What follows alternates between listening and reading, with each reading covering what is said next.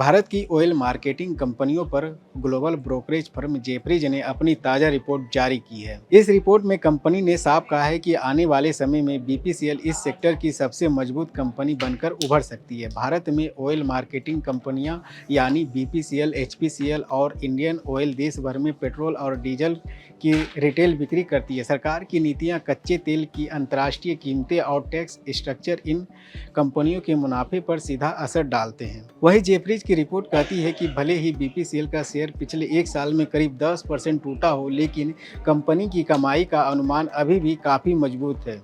वहीं एचपीसीएल के मुकाबले बीपीसीएल की स्थिति बेहतर है। रिपोर्ट में साफ किया गया है कि अगर भविष्य में सरकार एक्साइज ड्यूटी बढ़ाती है तो इसका सबसे ज़्यादा नुकसान एचपीसीएल को उठाना पड़ेगा, जबकि बीपीसीएल का दबाव कम रहेगा। इसी वजह से जेफरीज की नज़र में बीपीसीएल इस सेक्टर की सबसे भरोसेमंद पिक है।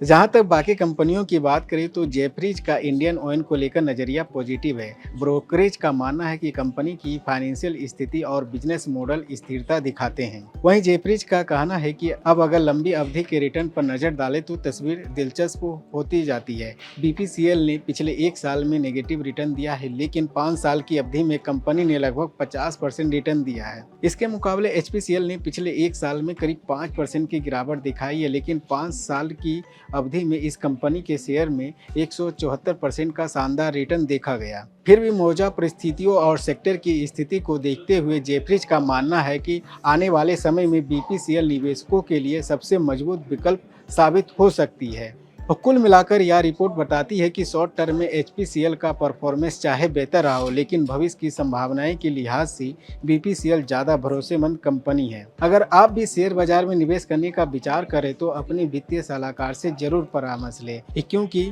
बाजार जोखिमों के अधीन होता है।